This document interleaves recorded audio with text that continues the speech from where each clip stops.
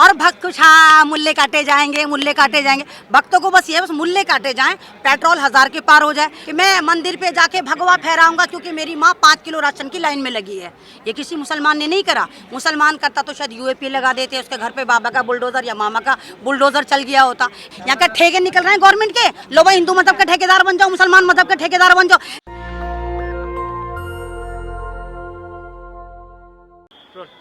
स्वागत है आपका नेशन दस्तक में। मैं हूं आपके साथ फरीद सफ़ी। इस वक्त मैं मौजूद हूं जंतर मंतर पे। जिस तरह से लगातार देश में सांप्रदायिक माहौल बनाया जा रहा है, कम्युनिटी को टारगेट किया जा रहा है, उनके घरों के ऊपर बुलडोज़र चलाया जा रहा है, मस्जिदों पे पत्थर फेंके जा रहे हैं, उन सब चीज़ों को लेकर यहाँ पर जो छात्र हैं वो अपना विरोध प्रदर्शन जताने आए थे कि जिस तरह से देश एक संविधान से चलता है वहाँ पर ऐसी घटनाएँ होना कितना दुख है। इन्हीं से सब चीज़ों को लेकर छात्र जो हैं यहाँ पर अपना विरोध प्रदर्शन जताने के लिए आए हैं। आइए आपको दिखाते हैं कि उन लोगों का और क्या कहना है। हाँ, एक बात तो बड़ी पॉजिटिव है कि जो हनुमान चालीसिया भूल गए थे, कम से कम इस बहाने वो हनुमान चालीसिया को याद भी करेंगे और उसका पाठ भी करेंगे। बस ज़रूरी है कि मस्जिद के बाहर ना कर आप मस्जिद के अंदर आकर करें, बाकायदा वज़ू करें और टोपी लगाएं। मस्जिद में आपका खैर मकदम इस्तकबाल है। तो ये एक ड्रामा है सारा का सारा, क्योंकि भारत की जो एक तरह का भारत को जो बर्बाद कर दिया गया, उस पे से दिमाग हटाने के लिए जो तीर तिचूल तलवार मंदिर मस्जिद गाय गोबर पे जो एक पॉलिटिक्स हो रही थी वो फुस हो गई थी। अब नया फंडा निकाल के लाएं, कभी तो हिजाब पे पीछे पड़ जाते हैं, कभी मस्जिद के पीछे पड़ जाते हैं, कभी अजान के पीछे पड़ जाते हैं। तो ये सारी स्ट्रैटेजी है। इसके पीछे आप देखो लीमू कहाँ कर दिया, 400 रुपये किलो कर दिया, पेट्रोल 125 पार हो गया और भक्त कुछ हाँ मुल्ले काटे जाएंगे, मुल्ले काटे जाएंगे। भक्तों को बस ये बस मुल्ले काटे जाएं, पेट्रोल 1000 के पार हो जाए, क्योंकि मोदी जी की पास की नज़र तो बहुत कमज़ोर है, दूर की नज़र मोदी जी की बड़ी काम करती है। यूक्रेन में ये हो गया, पाकिस्तान में इमरान खान मर गया, जिंदा हो गया, ये आएगा वो आएगा, अमेरिका ये कर रहा है, लेकिन मोदी जी की पास की जो नज़र है वो काम नहीं करती कि भारत में हो क्या रहा है। तो महंगाई मुद्दा किसका मुद्दा है? अगर हम कोई सरकार चुनते हैं तो क्या महंगाई की जिम्मेदार मैं आपका गिरेबान पकड़ूंगी? लीमू 400 रुपये किलो हो गया, किसका गिरेबान पकड़ूंगी? सरकार का गिरेबान पकड़ूंगी। ये सरकार हमारी तानाशाही नहीं है, बादशाह नहीं है। यहाँ पर लोकतंत्र चलता है। लोकतंत्र ये कहता है कि हमारा जो प्रधानीय सेवक होता है वो उन सब चीज़ों का जिम्मेदार होता है। 5 साल के लिए चुनकर आते हैं। ये हमारा डेवलपमेंट, हमारे देश में रोजगार, हमारी महिलाओं का सम्मान, भारत को डिजिटल भारत बनाने के लिए काम करते हैं, ना कि हिंदू मुस्लिम करवाते हैं। 80-20 का जो ये खेला खेल रहे हैं पूरा भारत अच्छे से समझ चुका है। बस ये जो संतरे हैं ना ये नहीं समझ पाए, और आज संतरों की औकात 2 रुपए की हो गई है। देखो नींबू 400 रुपये पार हो गया। 80-20 का खेला हुआ, लेकिन 80-20 के खेले में ना जो नासमझ लोग हैं वही इसमें कर रहे हैं। आप बहुत सारे आप अगर सोशल मीडिया को आप देखते हैं तो सोशल मीडिया पे मुस्लिम से ज़्यादा जो मेरे हिंदू भाई हैं वो पोस्ट कर रहे हैं। आज मैंने एक पोस्ट देखी, उसमें लिखा कि मैं मंदिर पे जाके भगवा फहराऊंगा क्योंकि मेरी माँ 5 किलो राशन की लाइन में लगी है। ये किसी मुसलमान ने नहीं करा। मुसलमान करता तो शायद यूएपी लगा देते, उसके घर पे बाबा का बुलडोजर या मामा का बुलडोजर चल गया होता, या अधर्मी अपना संसद उसके घर में जाके सजा देते और फिर कहते कि रामनवमी में पत्थर फेंका, चाहे पत्थर होता भी ना। तो ये ड्रामा ज़्यादा दिन तक नहीं चलेगा। आप एक गिलास में उतना ही पानी भर सकते हैं जितना भरा जाएगा। कितना आप किसी का सब्र आजमाएंगे? आप मुसलमानों को सिर्फ इसलिए इंस्टिगेट कर रहे हैं कि वो मुसलमान हैं, वो इस्लाम पर चल रहे हैं। आपको अजान से प्रॉब्लम है, आपको हिजाब से प्रॉब्लम है, आपको मस्जिद से प्रॉब्लम है, आपको सिर्फ मुसलमान से प्रॉब्लम है। आप चाहते क्या हैं? आप मुसलमान का जेनोसाइड करना चाहते हैं। और ये बात मैं नहीं कह रही है, अमेरिका की बड़ी बड़ी ऑर्गेनाइजेशन कह रही है कि भारत जेनोसाइड की तरफ पूरा मुकम्मल तौर पर खड़ा हो चुका है। 8 जो उसके स्टेप हैं पूरे हो चुके हैं, 2 स्टेप बचे हैं, अब भी सुधर जाओ। यानी कि पूरा का पूरा इन्होंने एक कोऑर्डिनेट कर रखा है कि हम 20 लाख मुसलमानों को मारेंगे और उसके बाद जो 35 करोड़ मुसलमान हैं वो भारत छोड़कर भाग जाएंगे। कहाँ भागेंगे? तुम्हारे बाप का भारत है। इनकी माँ जहेज में लेकर आई थी भारत को। जो भारत छोड़ के मुसलमान भागेगा, नहीं भागेगा भारत को छोड़ के मुसलमान, क्योंकि हमारे पास खुला ऑप्शन था कि हम पाकिस्तान जाते, हम नहीं गए थे क्योंकि हमें अपने भारत से मोहब्बत थी। भारत का हर पेड़ गवाह है कि यहाँ पर मुसलमानों ने फांसी दी है। जिस मुल्लाओं को ये बदनाम करते हैं, जिस मस्जिद को ये बदनाम करते हैं, अगर आपको याद हो दारुल देवबंद के 33,000 जो इमाम थे, मौलवी जो इमामत का वहाँ कर रहे थे, वो कुर्बानी पर लटके थे। आप इंडिया गेट उठाकर देखिए, कहाँ पे किसी संगी का नाम लिखा है? क्या किसी संतरे ने कुर्बानी दी? किसी भगवान ने कुर्बानी दी? किसको कह रही हैं आप? अरे नागपुर की नाजायज औलादों को मैं संतरा कह रही हूँ, मैं आरएसएस को संतरा कह रही हूँ। ये सारे के सारे ये मोहन भागवत के जितने भगोड़े हैं यही सारे के सारे इधर भाग गए, मध्य प्रदेश भाग गए, कर्नाटक भाग गए, इधर ये भगोड़े भागते रहेंगे। और मुझे पता है कि भारत लोकतंत्र से चलता था, भारत लोकतंत्र से चलेगा। बेशक थोड़ी देर के लिए पटरी से उतार दें भारत को, संविधान को खरीदने की कोशिश करें, संविधान को बदलने की कोशिश करें, जजों को खरीद लें, लेकिन भारत फिर भी लोकतांत्रिक देश था, लोकतांत्रिक देश है, लोकतांत्रिक देश रहेगा। इनके बाप में हिम्मत नहीं कि भारत से मुसलमानों को भगा कर दिखाएं। खत्म इस तरह होगा कि आप लोगों को, तमाम लोगों को इसमें आगे आना होगा। अगर मुसलमान पे आँच आती, आपको भी आगे आना नहीं तो मैं तो आगे हूँ, मैं आगे हूँ जब तो आप पीछे हैं मेरे, जब तो आप माइक लगा के मेरे पीछे मेरा इंटरव्यू ले रहे हैं। जब मैं आगे हूँ जब तो ले रहे हैं ना आप, आपको पता है कि ये आवाज उठा रही है और लगातार उठा रही है, जब तो आप मेरा इंटरव्यू ले रहे हैं ना। मैं तो आगे हूँ, मैं तो हर जगह अपने पे FIR करवा लेती हूँ, कुछ भी बोल देती हूँ। मैं सरकार का जुल्म बर्दाश्त नहीं करती और ना मैं मुसलमानों की आवाज उठाती हूँ। किसी भी कम्युनिटी पे जुल्म होता है मैं उसके खिलाफ आवाज उठाती हूँ, चाहे वो दलितों पर हो, चाहे वो किसानों पर हो, चाहे वो जवानों पर हो, चाहे वो हिंदुओं पे हो, चाहे किसी पर भी हो, मैं हर जुल्म के खिलाफ आवाज उठाती हूँ। अब तक 4-5 FIR करवा चुकी हूँ। डर नहीं लगता? नहीं, क्या होगा अगर जेल में डालेंगे ज्यादा, क्या करेंगे? जेल के बाद फिर भी रिहाई, हम फिर भी जेल में हैं। हमारी आज़ादी छीन ली गई, हमें पहनने की आज़ादी नहीं, हमें ओढ़ने की आज़ादी नहीं, हमें बोलने की आज़ादी नहीं, हम कुछ कर नहीं सकते। चाहे हमें जेल में डालो, चाहे हम जेल के बाहर हैं, हमें तो अब भी मानसिकता पर गुलाम कर दिया इन्होंने। जेल से डर नहीं लगता। और भारत में इतनी जेलें है ही नहीं जहां पर ये मुसलमानों को 40 करोड़ मुसलमानों को भर दें। अगर है तो बाप में हिम्मत है तो डालो, डाल के दिखाओ ना, क्यों नहीं डालते हो? डाल दो 40 करोड़ मुसलमानों को जेल में। भगवा को हमें भगवा से परहेज नहीं है, इनको हरे रंग से परहेज है और हरा रंग मुसलमानों से कर देते हैं। अबे जाहिलो, अगर हरा रंग मुसलमानों का होता ना तो भूखे मर जाओगे। पेड़ पौधे, जिस क्रोमा में बैठ के तुम भूतों की तरह चिल्लाते हो, चीखते हो, भौंकते हो, वो भी क्रोमा करता, क्रोमा भी ग्रीन ही होता है। तो रंगों पर किसी का इख्तियार नहीं होता, ना संतरा किसी की पपौती है, ना नींबू किसी की पपौती है, ना हरा रंग मुसलमानों की पहचान है। तो ये ड्रामेबाजी रंगों में बांटना बंद करो। इंसान का खून निकाल के देखो, आप अपना खून निकालो, किसी नॉन मुस्लिम का निकालो, सरदार का निकालो, दलित का निकालो, सबका लाल है। हमारी आंखें भी दो हैं, तुम्हारी आंखें भी दो हैं, चार तो नहीं है हमारी किसी की। बस ये है कि हम लोग संविधान को फॉलो करते हैं, हम इज्जत की बात करते हैं। हम ये नहीं जय श्री राम का नारा लगाया, किसी को भी मार दिया, जय श्री राम का नारा लगाया, मंदिर में घुस गए, मस्जिद में घुस गए, उत्पाद मचा दिया, हम वो वाले नहीं। हम कल भी इंसाफ पसंद थे, हम आज भी। जय श्री राम का नारा लगाना गलत नहीं है, जय श्री राम का नारा लगाकर जो आप मॉब लिंचिंग करते वो गलत है। जय श्री राम का नारा लगा के नहीं, जय श्री राम का नारा लगा के आप जय श्री राम को बदनाम नहीं कर सकते। और जय श्री राम तो है नहीं, सॉरी, जय सिया राम है। सिया राम आता है, श्री राम नहीं आता। तो इन्हें भगवा लेकर आए जय श्री राम, नारे से दिक्कत नहीं। मैं बोली जय श्री राम, जय श्री राम, कुछ हो गया? मैं कहती हूँ मैं राम वाली, मैं राम को मानती हूँ, मैं तमाम मजहब का एहतराम करती हूँ। मुझे देखा किसी वीडियो मैंने राम को गाली दी? हाँ, ये अल्लाह को गाली देते हैं, ये कलाम पाक को गाली देते हैं, ये मस्जिद को गाली देते हैं, ये कलाम सबको गाली देते हैं, मुसलमान को गाली देते हैं। लेकिन कोई एक मुसलमान आपको नजर नहीं आएगा जो दूसरी कम्युनिटी को गाली दे, दूसरे मजहब को गाली दे। हम अगर मुसलमान हैं तो हमारी कलाम पाक में लिखा हुआ है कि हम तमाम मज़ाहिब का दिल से एहतराम करें।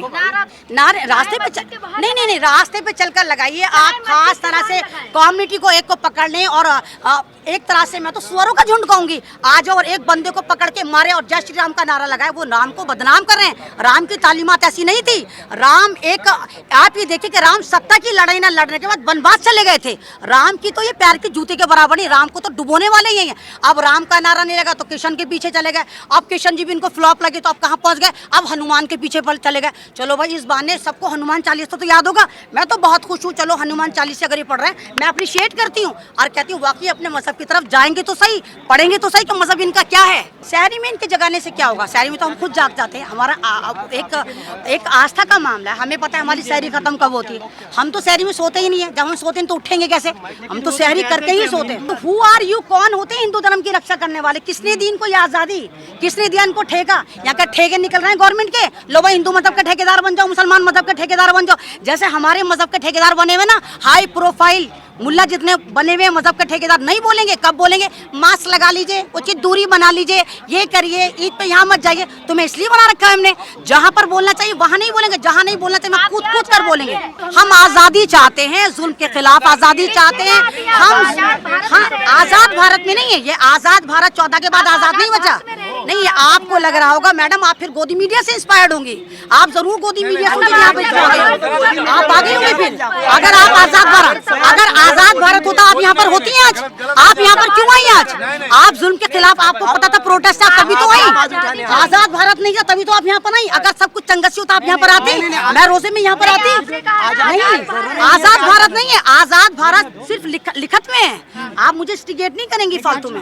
आप अगर आजाद भारत होता तो रोजे में हम लोग यहाँ पर खड़े होते, आजाद भारत होता आप यहाँ पर होते, हम अपने घरों में होते। आप लोग हर बात का गलत मतलब नहीं, निकालते हैं। आवाज उठाने नहीं, हम अपनी आवाज को पहुंचाने आए थे। हमारे पे जुल्म हो रहा है, लगातार जुल्म हो रहा है, हमारे हिजाब पर जुल्म हो रहा है, हमारे मजहब पे जुल्म हो रहा है, हमारे नौजवानों पे जुल्म हो रहा है, हमारी माओ पे, हमारी बहनों पे जुल्म हो रहा है। कब तक जुल्म होगा ये? क्या हमने मोदी जी को नहीं चुना? क्या प्रधान सेवक हमारे नहीं है? अगर बीजेपी के हैं तो सिर्फ RSS वाले हैं ये इनको किसने लाइसेंस दिया? राष्ट्रवादी का। क्या करना चाहिए? मुसलमानों को एकजुट हो जाना चाहिए। मुसलमानों को समझना ये चाहिए कि हमारा अच्छा बुरा क्या है। मुसलमानों को अपने अच्छे लीडर पैदा करने चाहिए जो सही गाइडेंस करें। जी ईद पे काली पट्टी लगा लेना, काली पट्टी लगा के क्या होगा? कुछ होगा काली पट्टी लगाकर? क्या राजस्थान में जो दुकानें फूकी वो जल जाएंगी काली पट्टी लगाकर?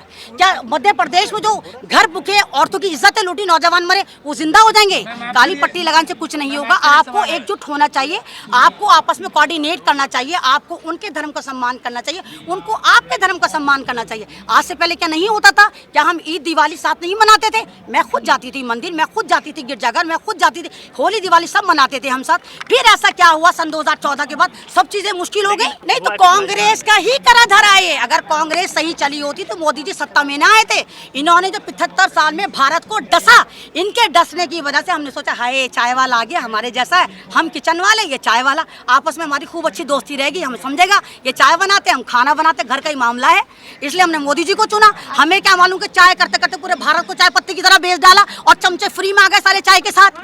हमें क्या मालूम था?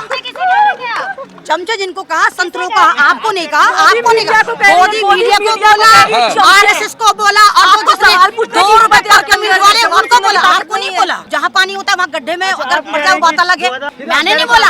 ये डिजिटल तवायफ नहीं बोला, ये मैंने नहीं बोला, ये डिजिटल तवायफ नहीं बोला कि 14 के बाद भारत आजाद हुआ। आजाद भारत में रह रहे हैं। नहीं, आजाद भारत ही, अब भारत गुलामी की तरफ जा रहा है। आजाद भारत नहीं है। अगर भारत आजाद होता, यहाँ पर बात कहने की आजादी होती। जो भी अपने हक की बात करता है UAP लगा लो भाई, जेल में डाल दो। जो भी कहता बाबा का बुलडोजर गलत चला, चलो भाई इसका मकान भी उड़ा दो। अब मामा और बाबा लड़ रहे हैं कि बाबा परफेक्ट है कि मामा परफेक्ट है। अब दोनों बुलडोजर चला रहे हैं, लेकिन चला किस पर है? सिर्फ मुसलमान। तो ऐसा नहीं होना चाहिए। मुसलमानों पर इतना जुल्म हो रहा है। मैं जहाँ सारे मुल्क हमारे भारत में जा रहा है ये बताओ ना। नहीं, काली पट्टी लगाने से हम मतलब सिक्योर हो जाएंगे? हम 20-20 रुपए की काली पट्टी खरीदेंगे। 30 करोड़ मुसलमानों ने 20-20 रुपए की, 33 रुपए की काली पट्टी खरीदी। इससे अच्छा वो 33 रुपए जमा करके वहाँ पे जाकर उनके मकान ना बनवा दें।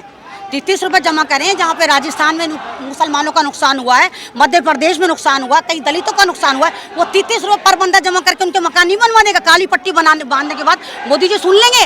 जो जबान की नहीं सुनना वो पट्टी की सुन लेंगे। तो मेरे लिहाज से तो ये बेवकूफाना फैसला है उनका अपना। भाई हिटलर ने भी हिटलर की चाल चला था। हिटलर ने क्या करा? खुदकुशी करके मरा। कोई भी जुल्म ज्यादा दिन तक नहीं चलता है। मोहब्बत बहुत लंबे तौर पर चलती है। बहुत लंबे दौर में हुकूमतें होती जिन्होंने मोहब्बत से करी, लेकिन जिन्होंने तानाशाही करी, बर्बाद करा मुल्कों को, वो जैसे आए ना, लेकिन उनकी मौत जो है वो इबरतनाक हुई। आप शद्दाद, यजीद, नमरूद जितने उठा के देखे, फिरौन, हिटलर, क्या है सभी? आज हम इन्हें मकाम इबरत की तरह याद करते हैं कि ये जालिम हुक्मरान थे। अच्छा हुक्मरान की तरह याद नहीं करते। आज हम इन पर लानत भेजते हैं। अगर ऐसी सरकारें आएंगी तो हम फिर इन पर लानत ही भेजेंगे। भारत में कहा जाएगा एक कमल था जो बर्बाद करता था, हिंदुओं को मुसलमान से लड़वाता था, ऐसा करता था। अब देखो भारत में सब कुछ चंगसी है, लेकिन ऐसी सरकार भी आई थी। ऐसा दौर भी आएगा, हो सकता है उस वक्त हम ना हो, आप ना, लेकिन हमारे बच्चे हों, बच्चों के बच्चे हों। हमें उम्मीद है कि भारत में अच्छे दिन आएंगे, फिर भारत सोने की चिड़िया बनेगा। अरे मैम, मोदी जी तो बोल रहे युवाओं के नेता है, उनका डंका बज रहा है विदेशों में। डंका बज रहा है, आपने शायद अमेरिका को नहीं सुननी है। आप डंका बज रहा है वहाँ पर, मोदी जी जुल्म बंद करो, मोदी जी ये मत करो। अमेरिका की सांसद आपने देखा किस तरह कह रही हैं कि कोई बात क्यों नहीं करता, भारत में मुसलमानों के खिलाफ जुल्म हो रहा है। आप देखिए कल कनाडा की संसद में हमारे लिए आवाज उठाई गई। आप देखिए मलेशिया में, इंडोनेशिया में, सब जगह हमारी आवाज उठाई जा रही है। कौन सा वाला डंका बज रहा है? उस डंके का मुझे नाम बताइए। डंका बज रहा है, लेकिन बदनामी में डंका। आप उस अमेरिका पे भरोसा करती है जो फिलिस्तीन पे कुछ नहीं बोलता? मैं किसी भी अमेरिका पे भरोसा नहीं करती। मैं तो अमेरिका की मिसाल इसलिए दे रही हूँ, अमेरिका को लल्ला बना के मोदी जी झुला रहे थे। अब की बार ट्रम्प सरकार, मोदी जी बोल कर आए थे, मैं नहीं बोल कर आई थी। तो मोदी जी का अमेरिका के साथ आंतरिक मामला, हमारा मामला नहीं है। हम तो भारतवासी हैं, जिधर हमारा देश जाएगा हम भी जाएंगे उस तरफ। लेकिन अगर हम फिर पूरी ईमानदारी से अमेरिका के साथ हैं, तो अमेरिका में अगर हमारे खिलाफ आवाजें उठ रही, यानी कुछ तो गोलमाल है, यानी कुछ तो गड़बड़ है जो अमेरिका कह रहा है कि भारत में मुसलमानों का जनोसाइड नरसंहार की पूरी तैयारी हो चुकी है। 8 स्टेप पूरे हो चुके हैं, 2 स्टेप बचे हैं। आप बताइए अगर कोई चंगा सी होता, मैं रोजे में यहाँ पर आती बेवकूफ़ होती, चीख रही चिल्ला रही होती, मैं भी आराम से घर में बैठ के आराम से शरबत और शहतूत का मजा ले रही होती ना, मैं यहाँ पर आके क्यों हालत कुछ कर रही हूँ? मुझे कोई फायदा है? आप मुझे कुछ देगी? कोई यूट्यूबर मुझे कुछ देगा? नहीं देगा। हाँ, मेरे पे केस जरूर लग सकता है, यूएपी लगा के मुझे जेल में डाल दें। बताओ कोई मेरी जमानत को जाएगा? अगर ऐसा हो, कोई नहीं जाएगा। तो आवाज उठा रहे हैं और हर एक को आवाज उठानी चाहिए, क्योंकि कोई भी लोकतांत्रिक देश में अगर आप हैं तो हमारा लोकतंत्र हमें ये सिखाता है अगर आप पर कोई भी जुल्म होता है आप सड़कों पर उतरिए। जिस मुल्क की सड़कें सुनसान हो जाती हैं वहां पर लोकतंत्र मर जाता है। और भारत में तो लगातार लोकतंत्र का भी बलात्कार, संविधान का भी बलात्कार, महिलाओं का तो हो ही रहा है, पुरुषों का भी बलात्कार, क्या नहीं हो रहा भारत में? बताने की जरूरत नहीं किस तरह की वीडियो आ रही, किस तरह की ऑडियो आ रही, किस तरह खुल्लम खुल्ला ये धर्म संसद लगा रहे हैं, किस तरह इनके जो एक तरह के इनको कब पुजारी हैं, भगवा पुजारी हैं, किस तरह कह रहे हैं मुसलमानों की औरतों के बलात्कार करेंगे। तो इस तरह नहीं होना चाहिए, देश है। तो कर लिया गया है ना। अगर ये क्या बात हुई, मैं आप सबका मर्डर कर दूं, हंसते हंसते कह दूं मेरा पहला गुना था, मोदी जी कहेंगे भाई तुम्हारा पहला गुना है, जाओ देश के गद्दारों को गोली मार। अब तो हेट स्पीच दी है, अगर हंस के दिए तो माफ कर नहीं, ऐसा नहीं होना चाहिए ना। फिर वो छूट हमें क्यों नहीं मिलती? वो छूट दलितों को क्यों नहीं मिलती? दलित तो मुँह रखने पे जान से मारा जाता है, घोड़ी पे चढ़ने पे जान से मारा जाता है, और ये देश के गद्दारों को यानी मुसलमानों को मार देंगे। नहीं, पहला गुना था, हंस के दिया। ये किसी का बलात्कार की धमकी दें, ये बुल्ली सील, सुल्ली सील, डुल्ली सील बनाए और फिर कहते हैं नहीं नहीं पहली बार इन्होंने ये गुनाह करा था, आगे नहीं करेंगे। तो इस तरह नहीं होना चाहिए। संविधान को अपनी तरह से फ्लेक्सिबिलिटी बनाना चाहिए। तो ये जितने भी पंडित हैं इन्होंने संविधान को अपने तरीके से बना लिया है, और जहाँ पर ये फंसते हुए नजर आते हैं वहाँ पर ये साफ निकल जाते हैं। और जहाँ दलित होता है, किसान होता है, आदिवासी होता है, मुसलमान होता है, पकड़ के जेल में डालते हैं। आपने बुल्ली ऐप की बात की तो कोर्ट ने जो आरोपी था उसको छोड़ दिया। यहाँ तो कोर्ट का मामला है, सरकार कैसे फिर फंसी इसमें? सरकार इस तरह फंसी कि कोर्ट जो है, अगर आपको पता हो, 4 भारत के चीफ जस्टिस ऑफ इंडिया ने कहा कि भारत का जुडिशर बहुत खतरे में है, सरकार इस पे अपना पूरा का पूरा होल्ड जमाए। मैंने नहीं कहा, 4 चीफ ऑफ जस्टिस ने कहा किस तरह ये संविधान का मिसयूज कर रहे हैं, किस तरह रातों रात तबादले कर लेते हैं, किस तरह स्टेटमेंट बदलते हैं। अभी देखिए ना दिल्ली में क्या हुआ था, आपने देखा था किस तरह अधर्मियों ने धर्म संसद सजाई थी। दिल्ली पुलिस ने क्या कहा, हमारी नॉलेज में तो है ही नहीं ऐसा कोई प्रोग्राम हुआ, तो सिरे से प्रोग्राम को ही नकार दिया। अभी हुआ था ना, अभी बनाया था पूरा का पूरा, इन्होंने एक अधर्मियों ने धर्म संसद सजाई थी 19 तारीख में, और दिल्ली पुलिस ने कहा ऐसा कुछ हुआ ही नहीं। हाँ, तो धर्म संसद ही है ना इनकी, जहाँ पर लगा है पंचायत का नाम दे दो, संसद का नाम दे दो, उगलते तो जहर ही है। जहाँ पे कहते 5000 त्रिशूल बांटेंगे, तलवारें बांटेंगे, वो तो मुसलमानों को काट देना। मुसलमान को तुमने गाजर मूली समझा, जितना काटोगे उससे ज्यादा पैदा होंगे। काटो ना, आज तक काटा क्यों नहीं है? काटो, कितना काटोगे? इससे मुझे भगवा से नफरत नहीं है। सर आपने बिल्कुल गलत सवाल दिया। नहीं नहीं, बिल्कुल वो हमें कटमुल्ला बोले, वो हमें हिजाबी बोले, वो हमें जिहादी बोले, वहाँ पर आपने कभी वीडियो बनाई है कि मैं आपसे क्षमा यातना चाहता हूँ और भगवा कह दिया तो आपको एकदम मिर्चें लगी? भगवा ये नकली भगवा हैं, ये तमाम गुफाओं की नाजायज औलाद है। भगवा का मतलब ही उल्टा कर दिया। पहले साधु संत महंत हमारी इज्जत होते थे, हमारे घरों में आते थे, हम जाते थे, कावड़ आते थे हमारे इलाके में। मैं यमुना विहार की बेटी हूँ, हम भी जाते थे कावड़ से, बड़े बड़े संत आते थे। लेकिन अब जो भी भगवा चोले में सबसे बड़ा बलात्कारी वो, सबसे ज्यादा गंदा बयान वो देता है, सबसे ज्यादा महिलाओं को मिसयूज करता है, वो तो हमें तो क्या, वो तो नॉन मुस्लिम बहनों को भी कह देता है। अच्छा, आपने भगवा की बात की, अभी तस्वीरें आ रही हैं कि जो भगवा लोग हैं उन्होंने मस्जिद का पूरा ऐसा हाथ पकड़ के उनको सेव करा और आगे से लोग जय श्री राम के नारे लगा रहे थे, वो भी तो भगवा कलर पहने थे। अब मैंने कहा 5 उंगली बराबर नहीं होती, एक नकली भगवा, एक असली भगवा। जैसे असली देश प्रेमी बन के बैठे हैं बीजेपी वाले, कांग्रेस को मुसलमान, आम पार्टी को मुसलमान, शिवसेना को मुसलमान, भारत में जितनी पार्टी बीजेपी के अलावा सब मुसलमान बना दी गई। तो जो ओरिजिनल लोग हैं, 5 उंगली मैडम बराबर नहीं होती, हो सकता है 5 मुसलमान भी बराबर ना, तो एक आध मुसलमान ऐसा भी हो जाता जो पटरी से उतर जाता। लेकिन उसके लिए आप पूरी कम्युनिटी को टारगेट नहीं कर सकते कि मुल्ला को काटेंगे, औरतों के हिजाब उतारेंगे, औरतों का बलात्कार करेंगे, बच्चे पैदा करेंगे। सलमा तू सुन और रिजवाना तू सुन और फरजाना तू सुन, अपनी वालों को तो सुना लो पहले, और तुम होते कौन हो सुनाने वाले? हमें आज भी संविधान पर यकीन है, हमें पता है हम अपनी लड़ाई जीतेंगे और लोकतांत्रिक तरीके से जीतेंगे। और अभी तक हमारा सब्र देखिए कि हमारी दुकानें जलाई जा रही हैं, प्रॉपर्टी जलाई जा रही है। संविधान हम इस तरह जीतेंगे, ये जमीनी खुदा है, अभी आसमानी खुदा पे हमें यकीन है और वही करेगा, कहीं ना कहीं से तो आएगी ना हमारी मदद। और पहले भी ऐसी आई हैं। अगर हम सच्चे हैं तो हमारी मदद आएगी। हम भगवा से नहीं डरते, हम बीजेपी से भी नहीं डरते। हमें अच्छी सरकार चाहिए, चाहे वो आप पार्टी दे, चाहे वो दूसरी पार्टी दे। कांग्रेस तो खैर अच्छी पार्टी दे नहीं सकती। आप एक बात तो बताइए, 12 घंटे में ऐसा इनके पास कौन सी डिजिटल कंपनी है या कौन सी डिजिटल मैनेजमेंट है? इन्हें पता चल गया 12 घंटे में कि मुसलमानों ने करा था। और तो और इतना बावला है वो मामा, उसने क्या करा, प्रधानमंत्री आवास योजना वाले मकान भी तोड़ डाले कि ये भी इलीगल थे। यानी हमारे मोदी जी ने भी इलीगल मकान अलॉट करे थे। जो अलॉट करे गए थे उनमें जिनको मुसलमानों को अलॉट करा गया था उनको तोड़ डाला गया। तो इस तरह नहीं होना चाहिए।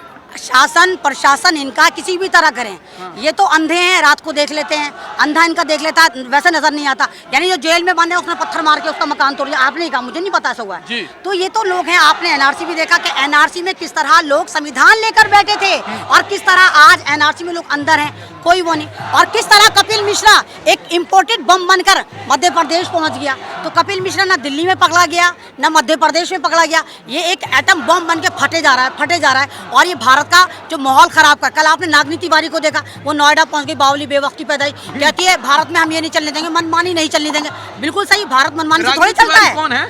नागनी तिवारी नहीं है जिसने दिल्ली दंगे भड़काए थे? अच्छा, उसकी बात कर रही हैं? जी, नागनी तिवारी की बात कर रही हूँ। कल वो नोएडा पहुंच गई। अच्छा। कि भारत में मनमानी नहीं करने देंगे। तो बावली, भारत में मनमानी चलती का? हम तो खुद कह रहे हैं भारत में मनमानी नहीं चलेगी, संविधान चलेगा। भारत में संविधान ही चलता है। तो देख रहे हैं आपने किस तरह से लोगों का कहना है, ये जो देश है वो सबका देश है। यहाँ पे आप देख सकते हैं, मैं आपको दिखाना चाहूँगी, यहाँ लिखा है नए राम राज्य का फरमान। और ये देखिए मोदी जी जो हैं हमारे देश के प्रधानमंत्री, उनका यहाँ पर तस्वीर बनाई गई है पूरी चौक से। या देखिए यहाँ पर ये लिखा हुआ है क्राइसिस ऑफ कैपिटलिज्म। यहाँ पे आप देख सकते हैं मोमबत्तियाँ जलाई हुई हैं, जो अपना विरोध प्रदर्शन ये लोग जताने आए थे। देखिए संदेश भी लिखा हुआ है, देखिए संदेह करने वालों को उम्र कैद, तर्क करने वालों को फांसी, ये सब चीज़ें यहाँ पर लिखा हुआ है। लोगों ने अपने नारे लिखे हुए हैं। जिस तरह से लगातार एक सांप्रदायिक माहौल बनाया गया है, उन सब चीज़ों को लेकर आप देख सकते हैं यहाँ पर काफ़ी सारे नारे लगे हुए हैं, मोमबत्तियाँ भी हैं।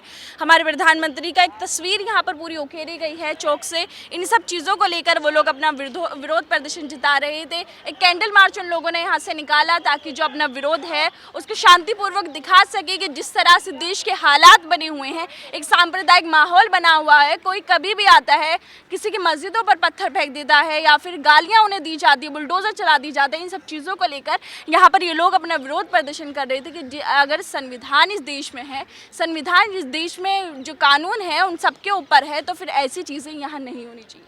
मैं फरीन सैफी, कैमरामैन आशीष के साथ नेशनल दस्तक। नेशनल दस्तक की आपसे गुजारिश है कि अगर इसको बचाना चाहते हैं तो नेशनल दस्तक को सब्सक्राइब करने के लिए रेड कलर के सब्सक्राइब बटन को दबाएं, फिर बेल आइकन की घंटी दबाएं। नेशनल दस्तक को बचाने के लिए बहुत जरूरी है कि हर खबर को शेयर करें, लाइक करें, कमेंट जरूर करें।